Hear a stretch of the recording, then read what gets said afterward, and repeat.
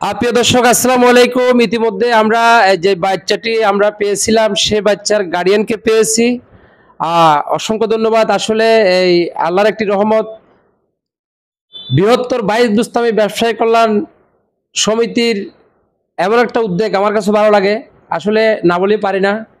যে কোনো সময় এই 22 দুস্তামিতে যতগুলো মার্কেট আছে, একটা বাচ্চা বা কোনো একটা কিছু হারানো গেলে তারা সাথে সাথে তাদের মাইকে ঘোষণা করে, এবং আমরা তানজিলা মিডিয়া দিয়েছি এবং রাঙ্গুনিয়া নিউজও দেওয়া গেছে। এই বাচ্চাটাকে আমরা নিউজ করেছি, বাচ্চাটা পাওয়া গিয়েছে। কেউ আমাকে আর কল করবেন না।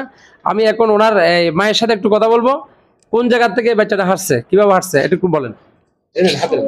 বাসা থেকে বের হয়েছে।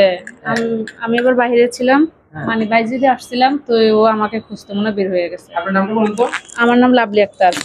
আর ও একটু কথা বলতে পারে না, তো এই জন্য মানে কথা বলতে পারে না, বুঝেন নাই আর নাম।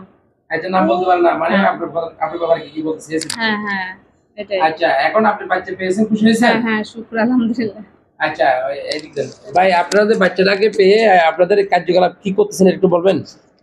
আমাদের রমজান মাস জুড়ে একটা থাকে, ওই যদি কারো বাচ্চা হারানো যায় বা কোনো সমস্যা হয়, আমরা এই ব্যবসায়ীদের মাধ্যমে সমিতির অফিসে আমরা এই নিয়ে আসি।